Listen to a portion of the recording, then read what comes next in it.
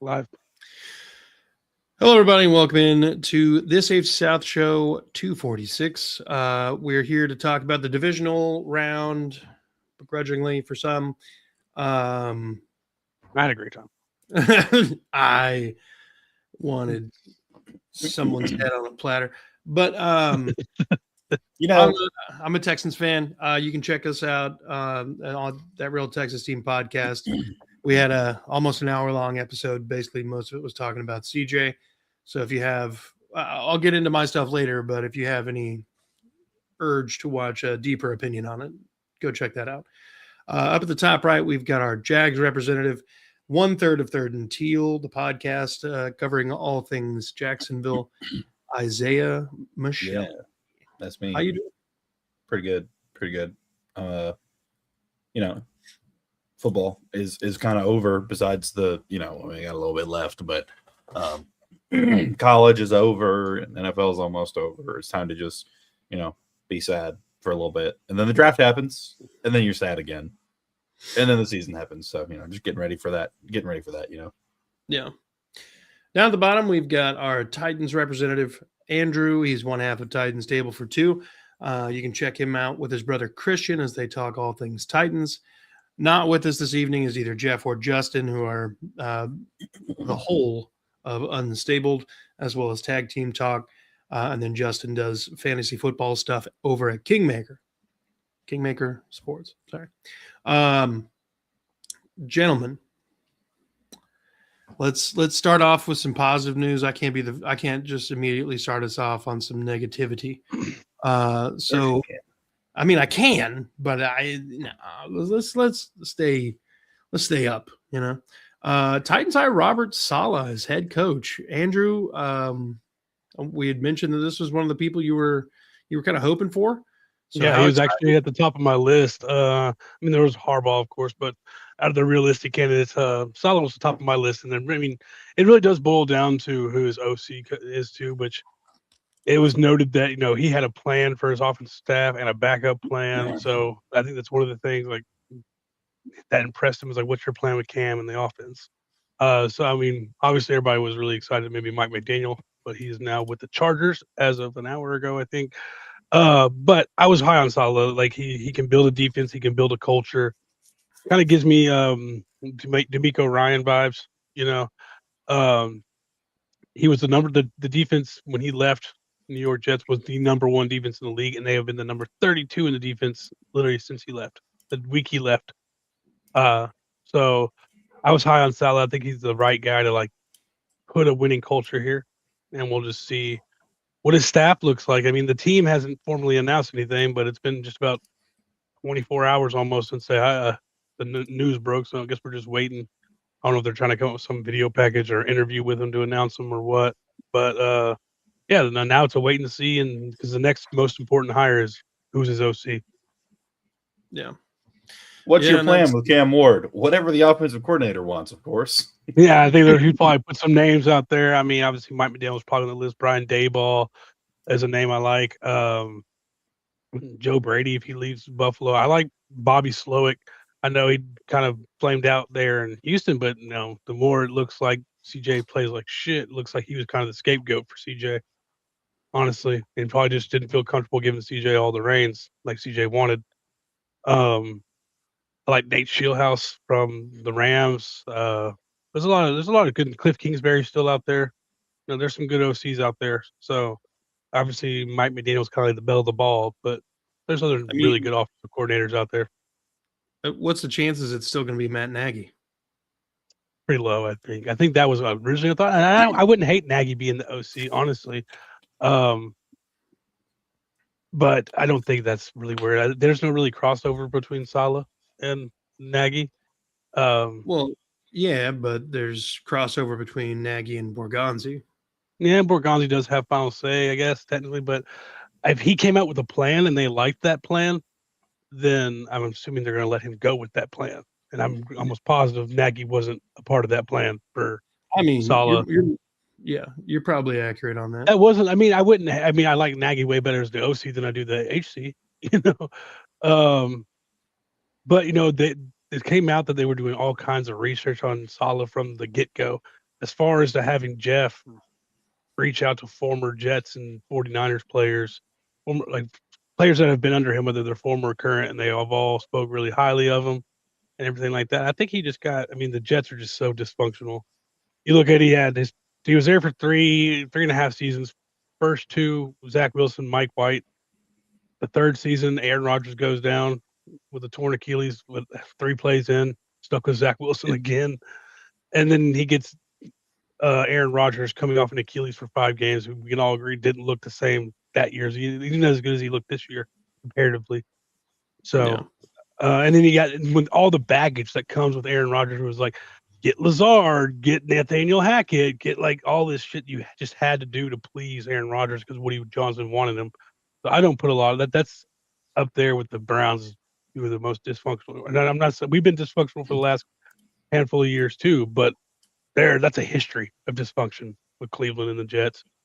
Apparently, I don't know if this is 100% true, but I saw a report saying that Rodgers told the Steelers that he won't come back unless they bring in Mike McCarthy as the next head coach. I think he's already planning on going there. He's a Pittsburgh guy and everything. So, but that's what Aaron Rodgers does. Yeah. I mean, I don't think that's as good of a job as people are making it out to be. I'd much rather have the Ravens or Buffalo. I don't think the Steelers are there. They're not good on offense. They're an aging defense. I mean, their offense was okay, but like let's call it what it is. Like Aaron Rodgers is not the same guy. He kind of played like Phil Rivers did this year. A lot of dinks and dunks, and I mean, he took a shot here or there, but like he's not the same Aaron Rodgers. Yeah.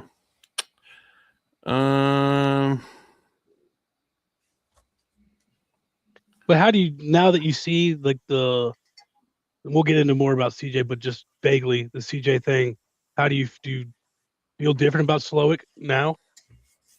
No. I think they worked out pretty well the rookie year because he built an entire offense around what CJ was good at, and the offensive line held up enough. And then they didn't have a running game. So then in year 2, they get Joe Mixon, the running game pops off, but the offensive line regresses. And as we all know, CJ Stroud can't throw if there's literally any amount of pressure in his face. So that's not as much on Slowick. Once again, it's more offensive line troubles. Yes and no. So Slowick in year 2 did not develop or change fucking anything. So lack of adjustments. Yeah, like no second half adjustments, no adjustments from year 1 to year 2. Brandon, he's fantastic at copy and pasting Kyle Shanahan's plays. It's a copycat league, to be fair. Kyle Shanahan goes to the playoffs, and he does stuff. That's another name. Clay Kubiak is the current OC for the 49ers. He doesn't call plays, though. That could be a guy that Saleh brings over. But I have heard the 49ers aren't going to. The 49ers have to allow it. I have heard that they're not going to let Clay leave. Who does he have a brother? Clint is the OC for the Seahawks. Okay. Yeah. Okay. Yeah. Both sons of Gary. I was talking to a Titans fan. There's a third one too, and there's another Kubiak somewhere. Yeah, but I think he's still coaching in like college or something. I was talking to another Titans fan of mine, and I was kind of thinking that the Titans, and I wouldn't really encourage this, but you guys remember when, like right before they hired D'Amico Ryans, they hired David Culley and then Lovie Smith, both for a year, and then just said, "Fuck you, get out of here." Yeah. I was kind of thinking like maybe the Titans did that. They just kind of like get some fucking fill-in head coach for a year until Clint or Clay Kubiak is ready to be an actual head coach, and then just pull the trigger on that. But a little palate cleanser, just a little palate cleanser, yeah. But I mean, you basically be shitting the bed for Cam Ward, so not a move there. But Saleh's going to make this defense tolerable again. Oh yeah, he's licking his lips about getting his hands on Jeffrey Simmons, doing what he can with him. Makes the pick of Ruben Bain sound more likely. Clint Klein Kubiak is a national scout for the Cowboys. There we go. Klein, the youngest of the Klein Tools, professional grade. Brandon, I don't believe anybody else plays the Chargers next season in the AFC South. Somebody So has we to, all- because We all play the AFC North, and we all play the NFC East. wrong. The Texans will play them. Oh, The Second place schedules. Aaron yeah. Noor, is that your name? If you're looking to do like what we're doing right now, this is StreamYard. Yeah. And then Rosen Du Moreno, shut the fuck up. Sorry, boys. Continue. No, you. Oh yeah. We're not doing But our yeah. list card, Solid move hiring Salah. Oh yeah, I was high on it. a very solemn move. Yeah. Very solid Aha. move. And like we've said in the chat, excited to see Salah and Cohen go at it twice a year. It'll be fun. I can't wait for his first interview and somebody asks him a question about that. Oh, I don't even think about that guy. That was nothing, not a big deal. And then as soon as the game comes around, they're gonna be fucking yapping. Oh yeah, it's gonna be like the Ben Johnson, Matt LaFleur handshake. Yeah. All right, so let's talk about this Texans debacle. So the Texans fall to the Patriots 28-16. And in large part due to CJ Stroud just absolutely shitting the bed in the first half. And in the second half, he was able to do some things, and then everything around him crumbled. Woody Marks' fumble in the red zone did not help early in the second half. That might have changed a little bit of something, but it is clear and obvious to any Texans fan who's been watching CJ Stroud either a little bit in college or at least since he's been here. He's not that guy. He's not the guy that's going to consistently get you any sort of comfort in a game. He is not going to be the guy that you win because of. CJ Stroud's going to be the guy that does enough. He's going to be the guy that is basically Alex Smith from the Kansas City Chiefs at his peak. I think that's what we looked at in his rookie year was the peak. That's what he can be, is peak Alex Smith from the Kansas City Chiefs. He's not going to turn into Dan Marino or Peyton Manning or Pat Mahomes. That's just not what his game is. Homie's got all sorts of issues about not, letting one play weigh him down and, cloud his judgment and kind of make him start second guessing himself. He's got some sort of personal demons that he's got to exercise in the same kind of way that Steve Young had to exercise it by finally getting over the hump. The Texans franchise needs very, very minimal out of their quarterback position. When you have a defense like that, you're basically in every game. You take CJ Stroud's pick six away because maybe he just decides to make the smart play and just throw it in the ground. It's 21-16 in the second half. We're talking about a very different game where the Texans are in it late until the game, even despite CJ Stroud having 3 interceptions. No, I'm just saying he didn't have the pick six. Oh, yeah. So, he just makes one smart play. This game is not a 12-point loss. It's a manageable game well into the fourth quarter, and there's a chance at redeeming himself. But instead of doing that and taking an L on a play, he's got to play fucking hero ball, channel his inner Will Levis, and fucking just hum one up to the moon and hope that somebody in his uniform is going to come down with it. I don't know that Davis Mills in the second half would have come in and won that game, but he probably put you in a better position, because Davis Mills, if he were to fuck up, moves the fuck on with his life pretty damn quickly. CJ is very, like, when after his rookie season, he was on podcasts and everything. Oh, I'm real good. Look me, top 5 quarterback. Blah, blah, blah. And then has a bad year. All of a sudden, the podcasting stops. He's not doing anything. It's all, now he's just sitting at home in his head. And that's what you bench him. You probably send CJ Stroud on a Vince Young mental spiral, throwing his shoulder pads away. You know, people find him locked in his own closet with the Titans cheerleader outfit on. Vince Young was a weird man. But, you know, I've had a lot of time to sleep on it, and I initially wanted CJ Stroud out of a Texans uniform. At this point, as long as the expectation changes and the money changes and you pay him like a game manager and he can give you any sort of game management, I'm okay with the 5th-year extension. And, you know, after that, probably a $20 million, $26 million a year contract extension. Unless, you know, all hell breaks loose and somehow he remembers how to play football at a decent level. We won a lot of games. He would take that.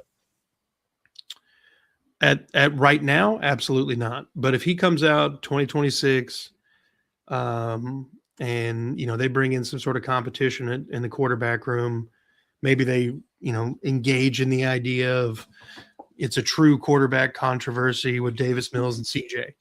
Maybe you don't need to get anybody else, but if you come into camp with that and CJ ends up winning the job and ends up having basically a copycat season from this year to last year, that he ain't getting $50 million.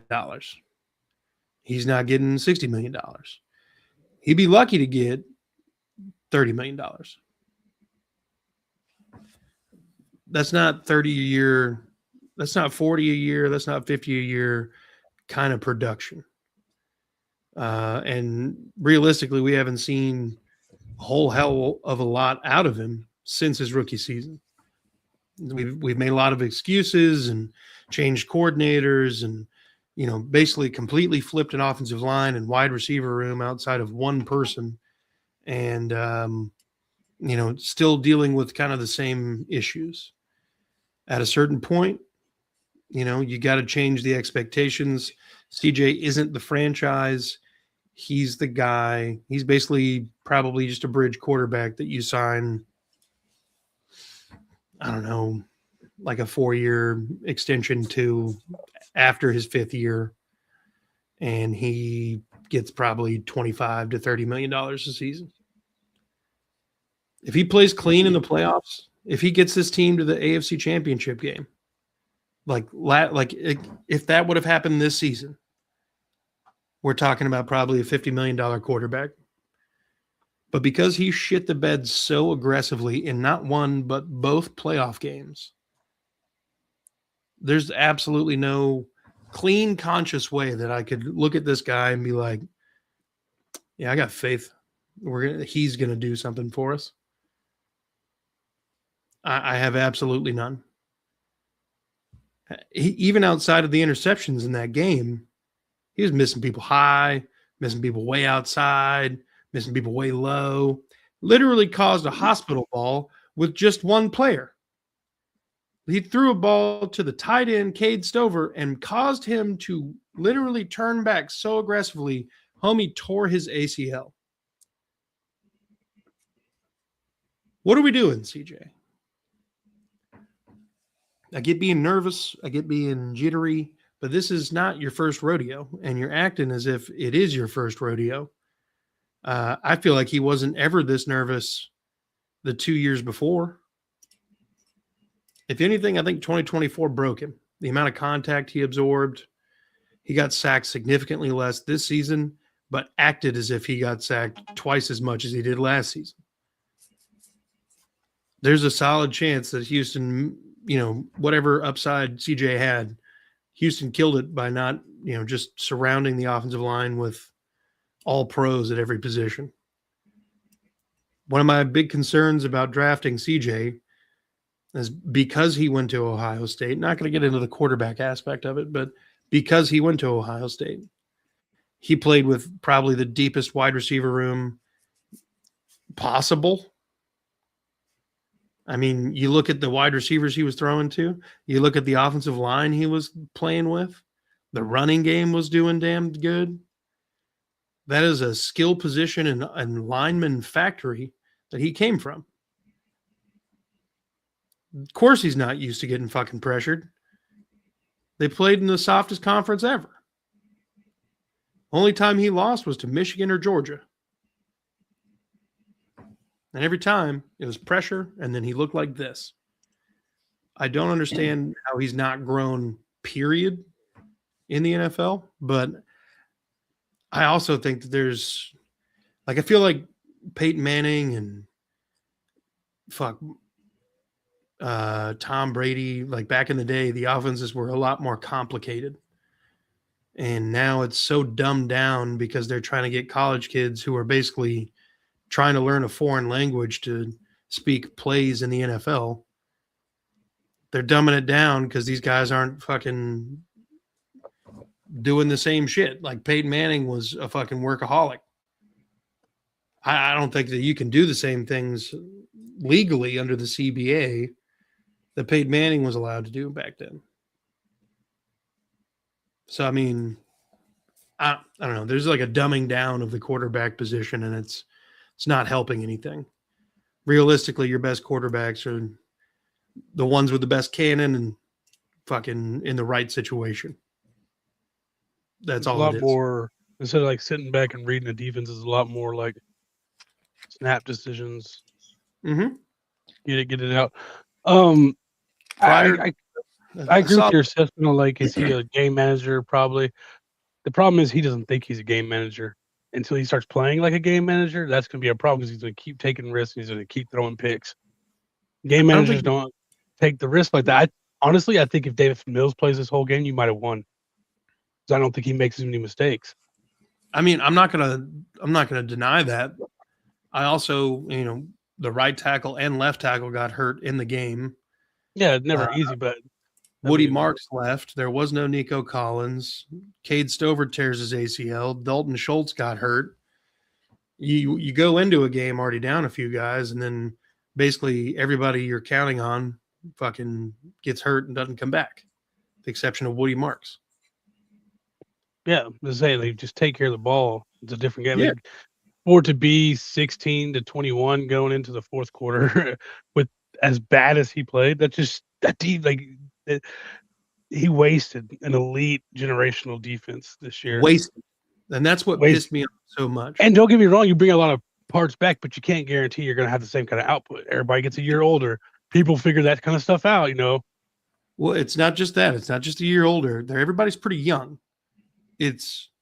We got really lucky this year without having major injuries at key positions. Mm-hmm. We had one of the safety positions was pretty banged up all year. We got a couple depth defensive linemen who got hurt.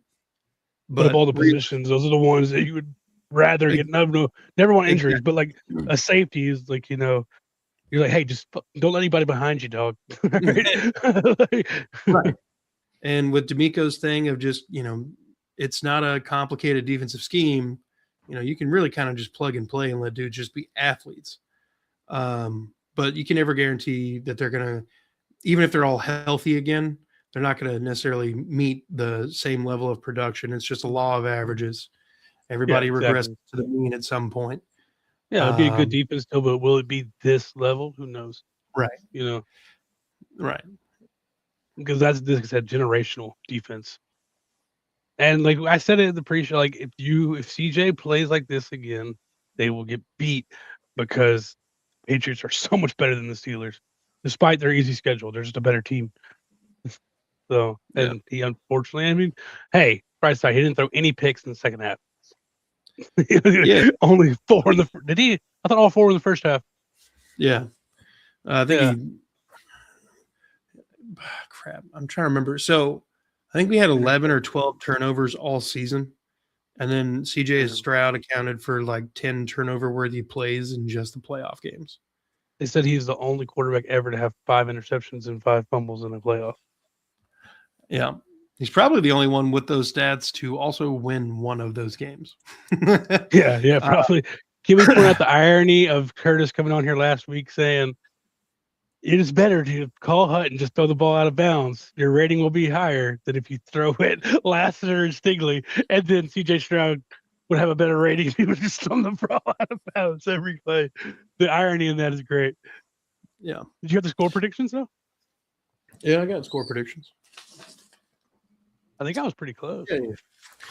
Andrew, you said 20-16, New England. I had 21-16, Houston. Jeff, 15-12, New England, and Isaiah 18-17. I'd like to change my score prediction. No. Good time for it. Isaiah 28-17. 28-16 just feels right. I don't know. Yeah. But look, ultimately, you start out 0-3 and you rattle off 9 in a row to end off the season and go 12-5, tying the most wins you've ever had in a season. It sucks that it went this way, especially with Bo Nix breaking his ankle and basically giving whatever team that made it to the AFC Championship game at least, more than a fighting chance of fucking making it to the Super Bowl. You got to put up with the defense, but it's not like Jarrett Stidham's going to fucking just destroy somebody in the playoffs. First time he's touched the ball all year. Hey, we could have won this game. We might have had a walkthrough to the Super Bowl because of Bo Nix. That was my thought as soon as the news came out. I was like, shit, we have to win now. Because if we do, we have a solid shot at making it to the damn Super Bowl. That was my initial thought. And then fucking shit the bed. And I that's part of the other thing is I don't think I can forgive Stroud for wasting the best possible setup. Like the Jags win that game and they fucking go to the Super Bowl. Like if the roles are reversed and they're playing the Patriots, they're winning that fucking game and they're going to the Super Bowl. Now, I wouldn't, based on seeding, it wouldn't happen like that. But, it just waste. Fucking waste. All right, well, let's turn it back to something, a little bit less negative. Grant, you did. Texans fans aren't going to want to hear this. But you have Trevor Lawrence on that team. You win. You at least go to the Super Bowl this year. Especially with you have any other AFC South quarterback, including Phillip Rivers, you might have made it to the Super Bowl. Honestly, they win that game with Phillip Rivers because Rivers wouldn't be throwing the ball on the ground and throwing it to their team as much. They win it with Trent Dilfer right now. Not even when he was playing. They probably win it with me out there or one of us. Is Cam Ward the worst quarterback in the AFC South now? I mean, Davis Mills is still better than him. We got Daniel Jones. Where do we rank him? He's not under contract right now. Riley Leonard. Do we rank Riley Leonard ahead of CJ? Based on what the last tape we've seen of both, probably so. I mean, at this point, my expectation is 20 touchdowns out of CJ and fucking 10 plus turnovers and him missing 3 games for a concussion. But anyway. Azeez Al-Shaair, who won't even be mentioned in the Defensive Player of the Year conversation, versus Trevor Lawrence, who is 3rd in MVP voting. Oh, surely Azeez can carry a team farther. Maybe he can carry a team. Never mind, I'm not going to say that. Not the time. Grant Udinski could be hired as the Browns head coach in the coming days. I don't know even who Grant Udinski is. I don't think this is true with the Justin just said. I do think it's obviously an easier path without Bo Nix, but that team's strength is their defense and their pass rush. Yeah, but Bo Nix could just bailed them not. out. Stidham can just not make mistakes. Yeah, learn from CJ. Yeah, just don't do a CJ. See, we watch CJ's tab. Don't do that. We might have a chance. Run Wildcat the whole game. Yeah, shit. RJ Harvey's been playing great. You guys remember during COVID when all of the Broncos quarterbacks got they tested positive for COVID and none of them could play that game? So they ended up having to start one of their wide receivers at quarterback. Yeah, that was wild. Yeah, I started him in fantasy. That's the first decision I ever made.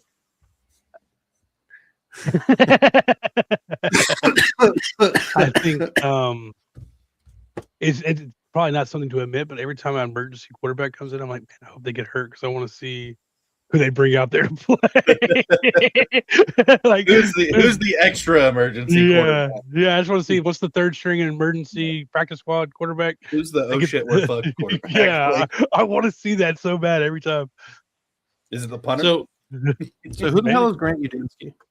He's our offensive coordinator. Okay. So he would officially I was going to ask him. Liam called plays, right? Yes, Liam Cohen called plays. So he was the quarterback coach with the Vikings before he came to us. And according to the Vikings head coach, can't think of his name right now. Kevin O'Connell. He was pivotal in working with that. Anyways, that word just didn't feel right. He was really good, good helping out with Sam Darnold. He was the one doing the main work with the quarterbacks up there. And then he brought him in. Liam Cohen brought him in, and I can see this happening for two reasons. One, he's unproven, and the Browns are kind of looking for something different. And all these new young coaches, that's kind of like the thing. And two, which goes along with the young, he's 30 years old. He'll be the youngest NFL coach in the history of the sport, or head coach. And so, it's like, oh, look at this fresh new guy. And the Jaguars just went to the playoffs and after going 4, blah, blah, blah, blah, blah. But apparently it was down to him and McDaniel for in-person interviews, as far as I'm aware. I don't know if there's any other candidates really left on that list. But this would be his second interview. The initial stuff came out. And they said they were so impressed with him over Zoom, they couldn't wait to meet him in person for the in-person interview. And now McDaniel's going to the Chargers as an OC. So there's a real possibility that could happen. And then Campanelli, also our defensive coordinator, interviewed for the Ravens job and the Dolphins job. So we could be losing one or both coordinators. Well, the Dolphins already hired a head coach. So. Yeah, but the Ravens haven't yet, though. Yeah. So you have I mean, I'm saying it takes away half the chance at least. Yeah. I hope Jeff Hafley. I'm really hoping. I'm really hoping that we don't lose both. I would rather lose Grant Udinski because our defense was playing pretty good, but also because Liam Cohen's calling plays. So, the offensive coordinator isn't really as important as of right now. But, yeah, we'll see.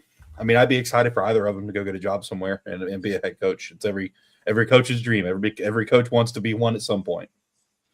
Yeah, no doubt. It's always cool if your guy's the one that has a coaching tree, too.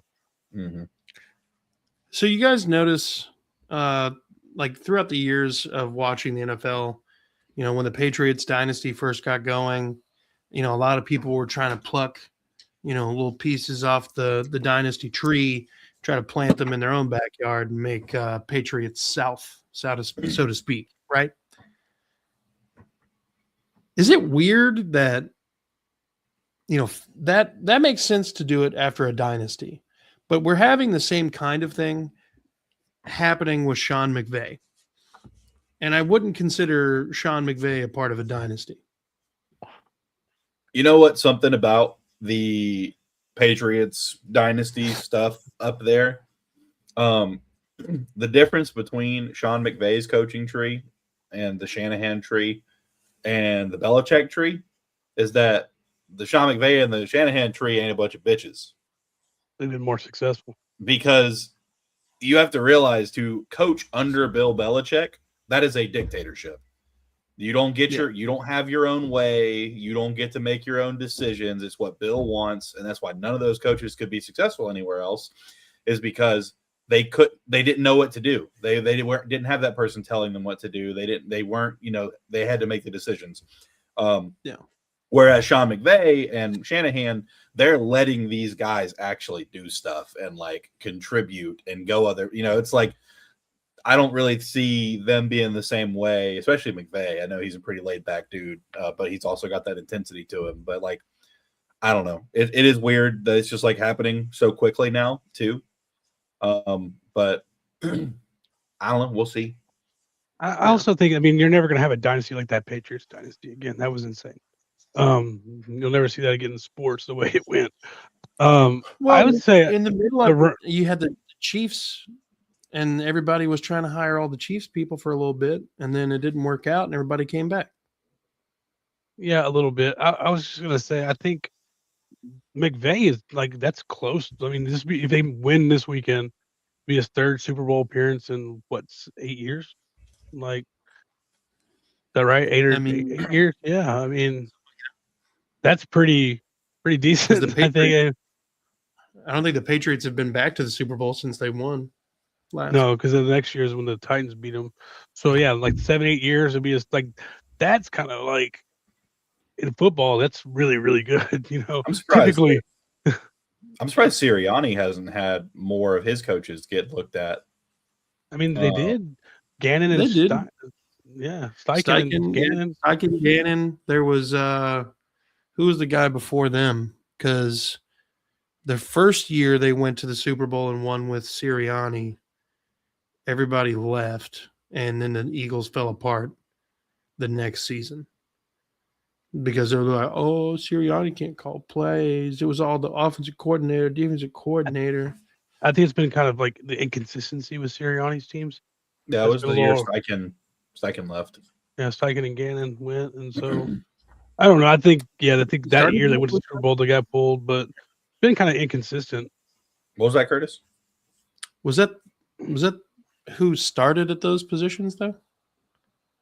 Like Sirianni got there. Steichen was their offensive coordinator that turned Hurts into what he is. Yeah. And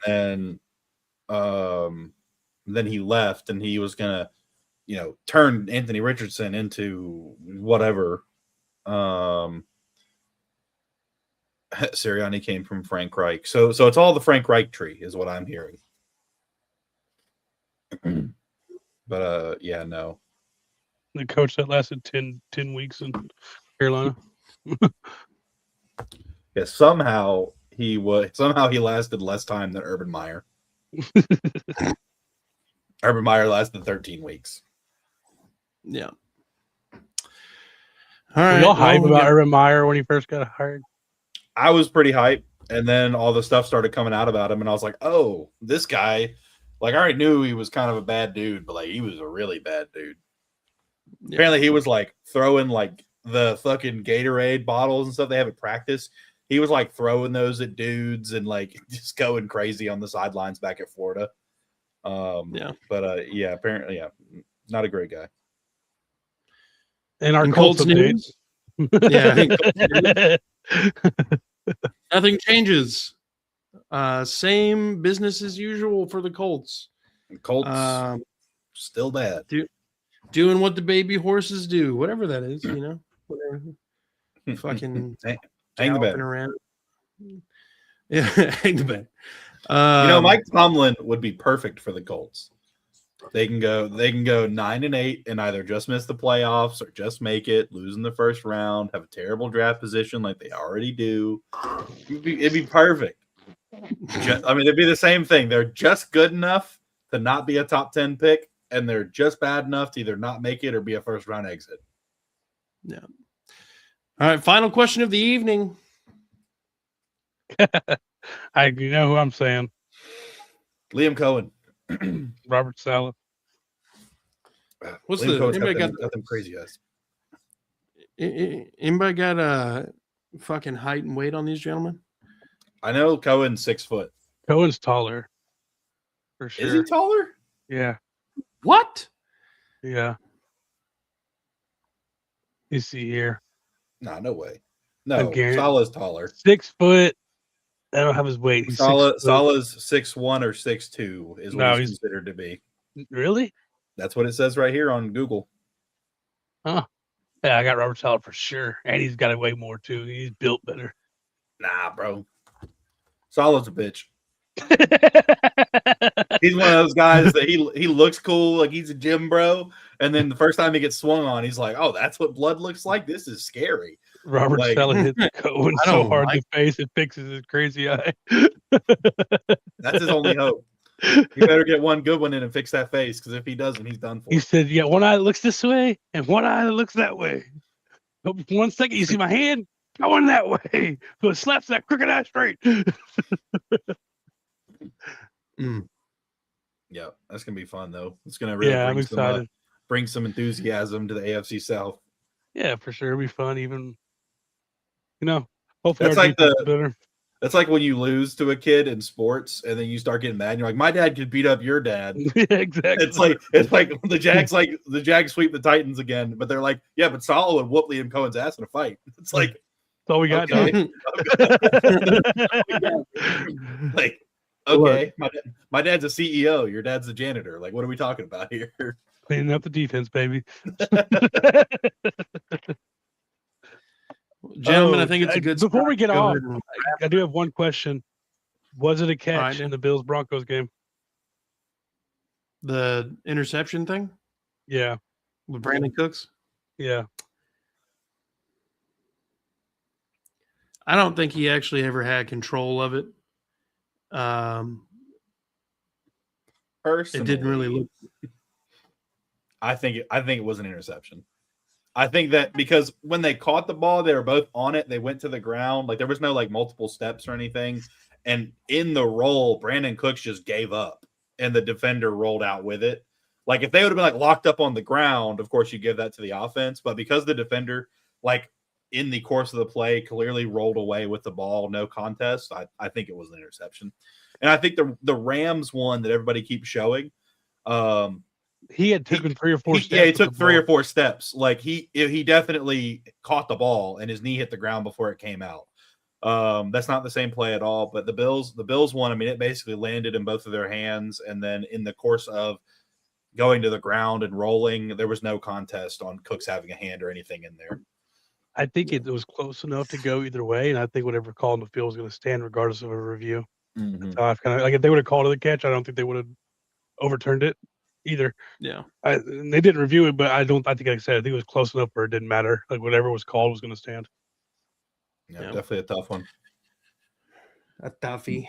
But look, gentlemen, always a pleasure to have you guys on and talk AFC South ball. If you're a Titans fan, go check out Andrew over at Titans Table for Two. He and his brother Christian holding it down. If you're a Colts fan, where have you been? You should go check out Justin over on Unstabled. You should can't find him here. Also check him out on Tag Team Talk, and Justin over on Kingmaker Sports. Up at the top right, Isaiah 1/3 of Third and Teal, where he, Trevor, and Eric all talk Jags as only they can.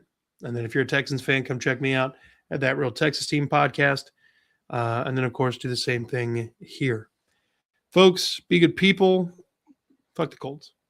Fuck the Titans. Damn, dude. When's it going to end? Was it always Robert Saleh, bitch. Never.